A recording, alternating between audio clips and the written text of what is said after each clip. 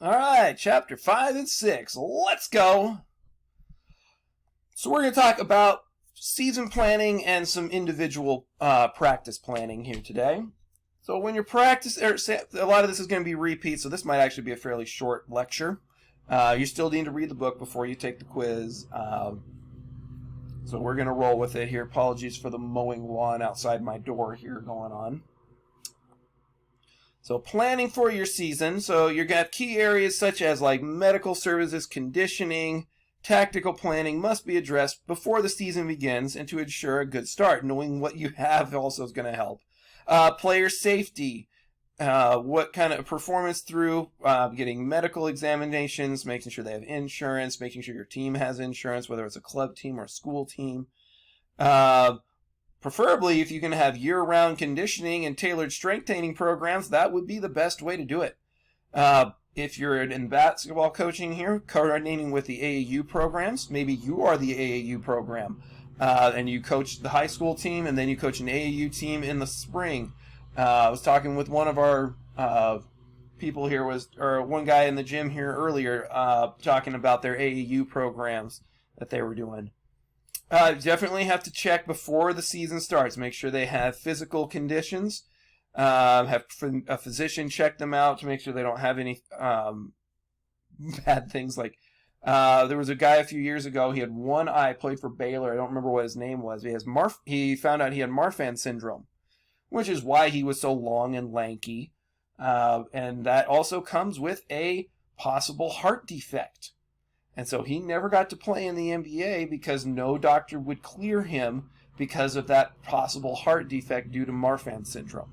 But he did play at Baylor in the NCAA before he was officially diagnosed with Marfan's. So having good relationships with the medical professionals, and hopefully, like our college team here, we should have an athletic trainer, but right now we have a church member that has a physical therapy clinic in St. Helena, and his clinic runs the athletic trainer side of our services here. So I would say that's a pretty good relationship to have. So modern basketball demands year-round conditioning. Man, I wish I could do that with my high school team. Off-season as well as in-season training programs. I would love to have weight times or weight training in the off-season with my basketball team. Like season ends in, February? If I could have them twice a week in the weight room with me, oh man, that'd be awesome. But it just doesn't seem to be possible. So summer, coordinating with an AAU program, maybe you have a summer league in your area. That's something I'm going to look for my high school team and see if I can find some summer league that my players can be a part of. Summer basketball camps are essential for getting players. They learn a lot in a very short amount of time. I took my players to a PGC program, a few of them, and they did great. I was really impressed. Not sadly. Happily, I missed out on most of it because the baby was born after I had been there for a grand total of 6 hours. But I'm hoping to go back, and I have a credit that I need to use to go to another one. Hopefully that's closer than 2 hours away. Or I might even run my own this year. I know we do I don't remember what the thing is right after school ends at the college here. Pacific Quest, and they have this Pacific Quest Aviation. I would love to do a Pacific Quest basketball. Don't know if it's going to happen, but it's a possibility. And maybe I would even see if it's possible to work with our coaches in order to do that here so that myself and the college coach could be running this camp together. Anyways, just dreams. And then I would use maybe some of you college students to come and be part of that as well. Just dreams. Don't know if it'll happen. Building success every day is, and I always say that 1% rule. If you can get 1% better every single practice, you're going to imagine how much better you're going to be by the end of the season. So in our book, it talks about Ahmad Smith here. He went from an unknown sophomore to a pro basketball player. His journey started at O'Connell University and ended up in the top level of the German leagues. As a sophomore, he progressed to hitting winning free throws at the end of the game. Had other escalades like All-Metro led teams despite the challenges, and I don't know what the scandals. You may want to read your textbook to get the whole story here. Ahmad persists through Ireland, Spain, and then last we knew he was in the German Division 1. His story emphasizes the importance of individual practice in the off-season. Players that work the hardest in the off-season are going to be your best players the next year. And I have seen this time and time again in my coaching. We had a blonde player for my last Lodi team, and my first year, he was a sophomore. I didn't really give him a second or third thought. He was just kind of that extra guy. Senior year comes after he was out there shooting every night at his house there. He had an outdoor basketball court at his house, and he worked his tail off, and he hit the Kobe Bryant shot at the end of the game to win our first playoff game in 10 years. And it was all because of his hard work in the offseason that earned him that shot, really. So, tips for running your own basketball camp. So this is going to apply to me as well if I want to actually do this. To run a basketball camp, gain experience at other established camps. So I'm trying to go to PGC ones. Learn the nuances of running an effective camp. Seek advice from other camp organizers. One of the other coaches that was watching the camp there, he was doing it for that exact reason. So begin with day camps before diving into overnight camps, considering your facilities and everything, age levels. Key aspects like guest speakers, securities, campaigns, tuitions, housing arrangements if you're over at so that'd be held at a high school or a college that has dorms. Planning and attention to detail. And I'm going to have to probably have a secretary that can help me with that. I wonder if my wife can help with 2 small children at home. Probably not. Probably need to find somebody else. Moving on. Team managers are really important, and your coaching staff having roles and we talked about this in one of our previous lectures as well when it came to assistant coaches. But having well-chosen, responsible managers to help keep everything going. Even something as simple as making sure the basketballs and jerseys make it onto the bus or onto the airplane, however you're traveling. Having a specific, I would personally, if I was the head coach of the basketball team here on campus, I would need somebody that can help with travel arrangements.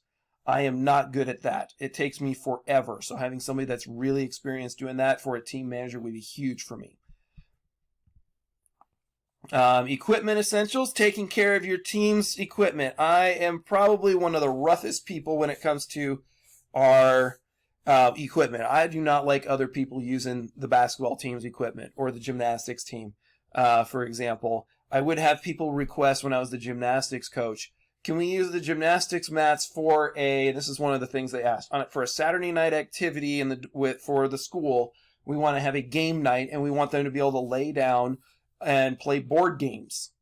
And I said, no, I want the gymnastics mats to be used for gymnastics only because they only last so long. Same thing with the crash pads or landing pads, I guess they're called now. They would want to use them for a fall fest or fundraiser event in the gym. And they're like, oh, we want to have I forgot what my last school called it, a pommel horse maybe?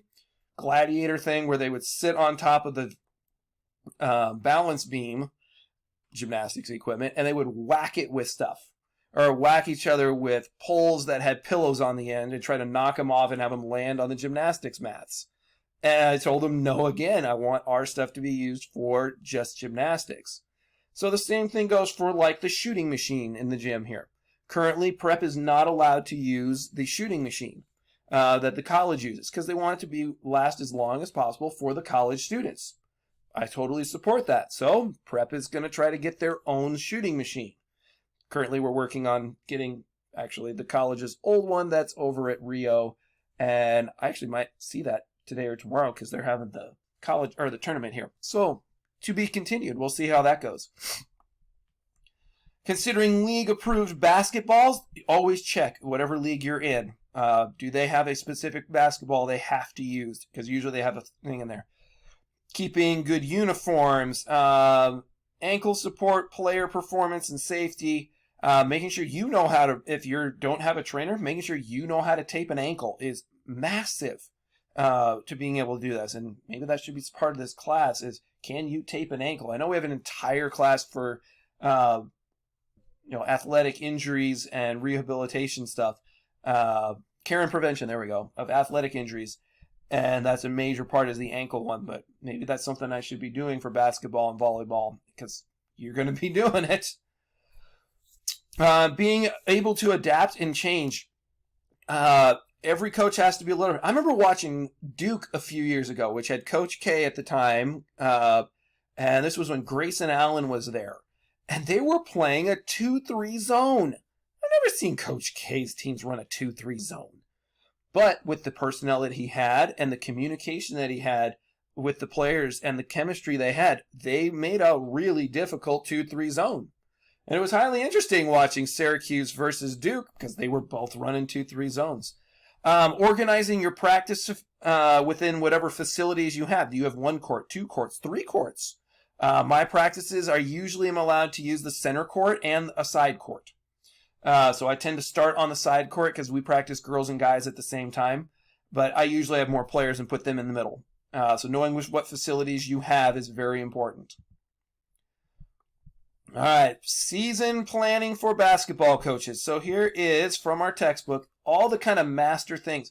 I would highly recommend save this slide, save this list. So it's when you start planning out your coaching year, so probably a month before the season starts, what kind of offense do I have? What am I going to run against man? What am I going to run against zone?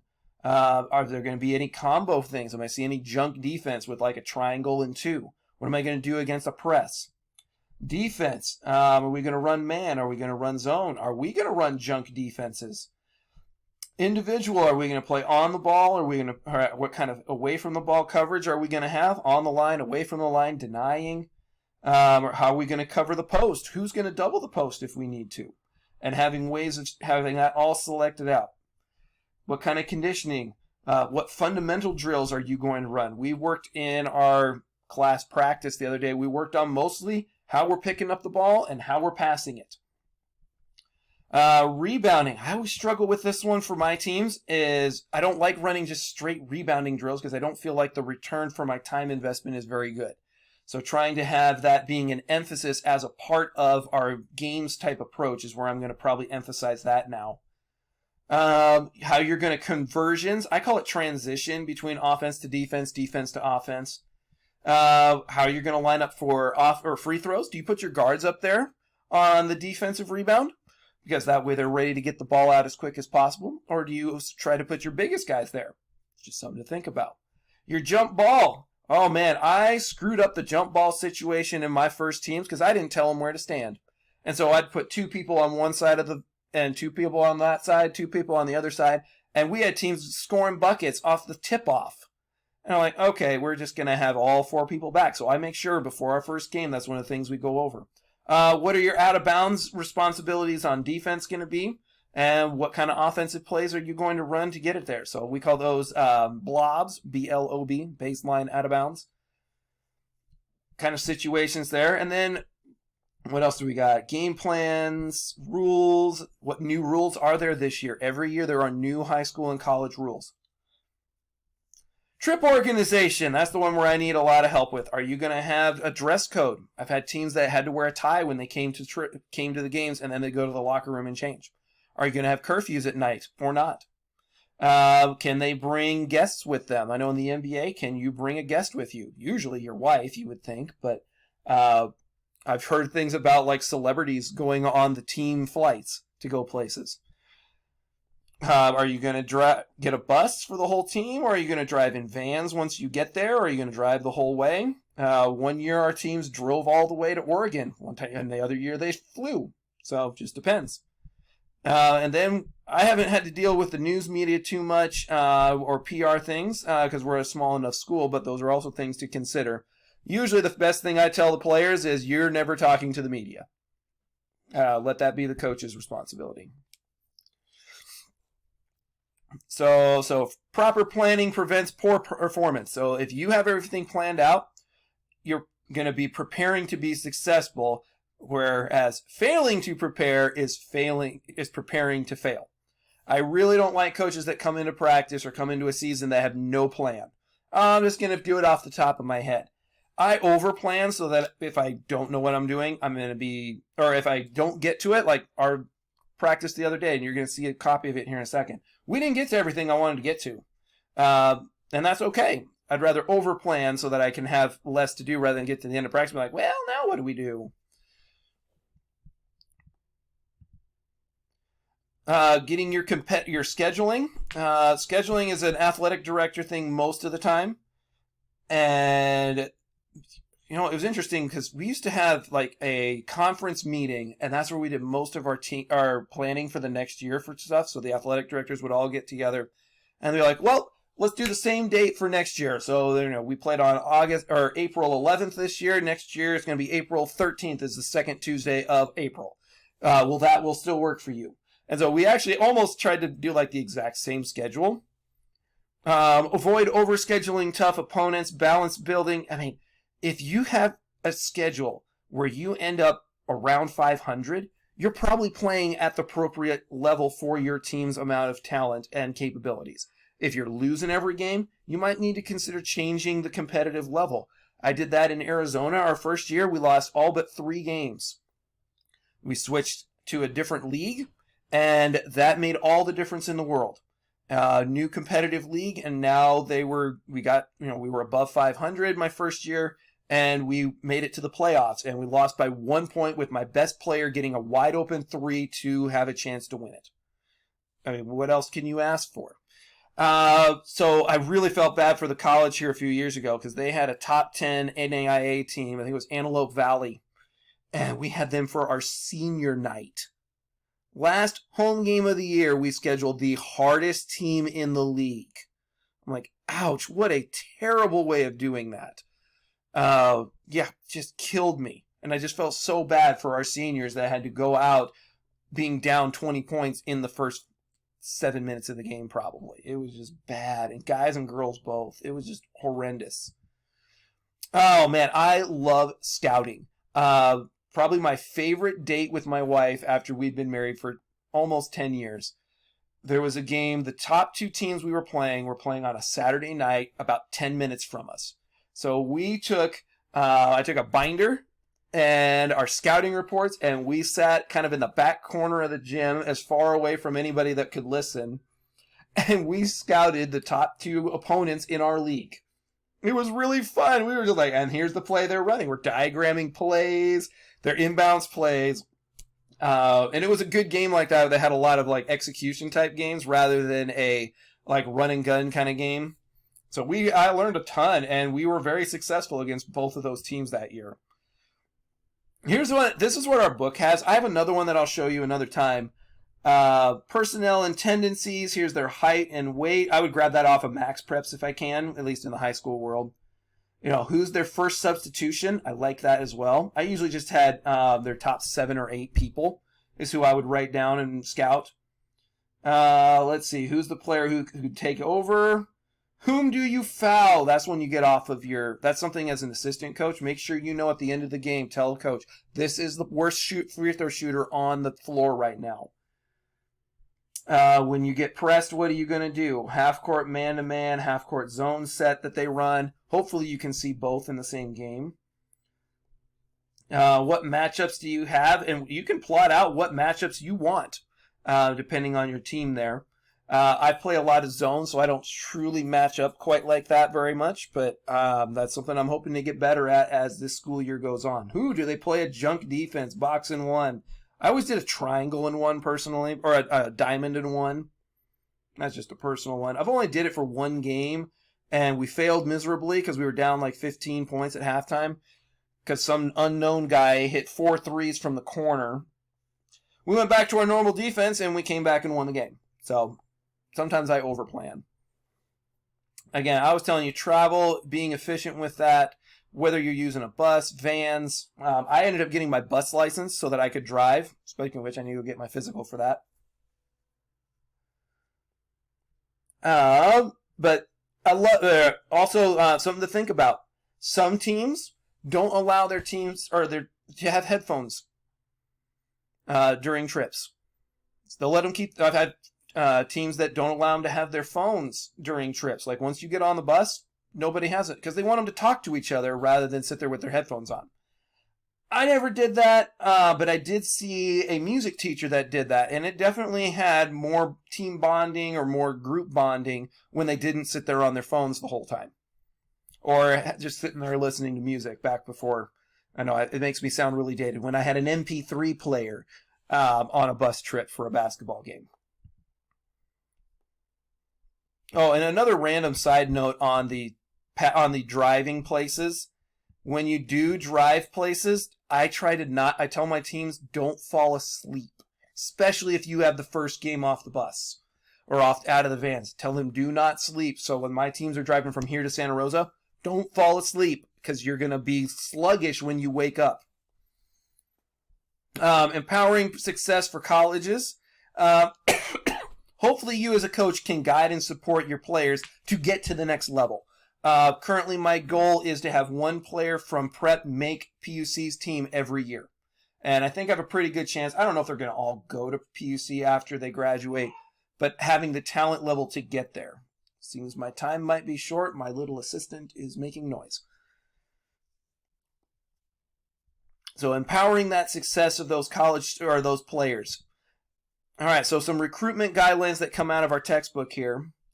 There is some fair play. Recruiters visiting DeMatha would get equal treatment regardless if they were famous. Like, if Coach K walks in from Duke compared to a Division II program that we've never heard of, they all get the same thing. For every college coach, give them an equal opportunity to interact with the players. Treating all recruiters equally, emphasizing fair treatment from the high school that you are at. I've never had this as a big thing for my players. But you may. So evaluation, college coaches come in, evaluate. They look at body language, decision-making, ability to play in a system, how they are with their teammates, on-court behavior, skill level, love of the game. And I think those are a list in your textbook there. So I'm guessing there's going to be some questions about that. I have known an interview that I really liked, and I forgot what girls coach it was. It was for a girls team, or girls Division I. I don't know if it was Iowa or Stanford, or I don't think it was UConn because it was a female coach, so it wasn't Gino Oriyama, whatever his name is. But they said, I go and watch a high school game, and then I wait. I want to see the player come out of the locker room after the game.